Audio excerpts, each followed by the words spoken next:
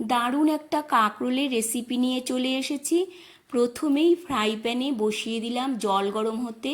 এখন কাঁকরোলের ওপরের গায়ে যে ছোট ছোট কাঁটাগুলো আছে সেগুলো ভালো করে ছাড়িয়ে নিয়ে দুভাগ করে তারপর জলের মধ্যে দিয়ে দিলাম।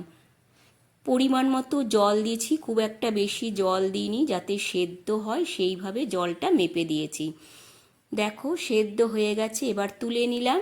ফ্রাই প্যানে সাদা তেল দিয়ে, বেশি দিনই অল্প করে সাদা তেল গরম করে তারপর দিয়ে দিলাম পেঁয়াজ কুচি, কাঁচা লঙ্কা, শুকনো লঙ্কা আর 8-10 কোয়া রসুন। দুটো শুকনো লঙ্কা দিয়েছি, 5-6টা কাঁচা লঙ্কা দিয়েছি। এবার কাঁকরোলগুলো দিয়ে দিলাম। পেঁয়াজটা হালকা করে ভেজে নিয়েছিলাম। তারপর কাঁকরোল দিয়ে পরিমাণ মতো লবণ আর হলুদ গুঁড়ো দিয়ে ভালো করে সবগুলো একসাথে ভেজে নিতে হবে।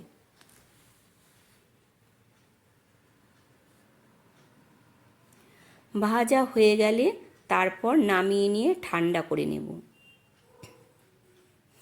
বেশ কিছুক্ষণ ধরে ভেজে নিয়েছি। এবার নামিয়ে সমস্ত উপকরণ ঠান্ডা করে নিয়ে মিক্সি জারে ভালো করে পেস্ট করে নিয়েছি।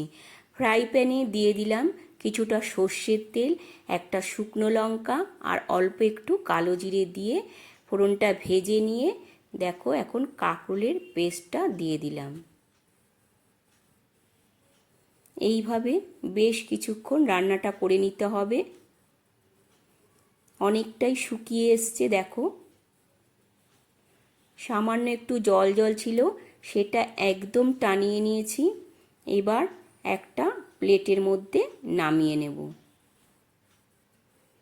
একটা প্লেটের মধ্যে নামিয়ে নিলাম, ব্যাস তাহলেই রেডি হয়ে গেল আজকের একদম নতুন রেসিপি, দারুণ স্বাদের একটা রেসিপি, কাঁকরোলের ভর্তা। কেমন লাগলো বন্ধুরা আজকের এই রেসিপিটা?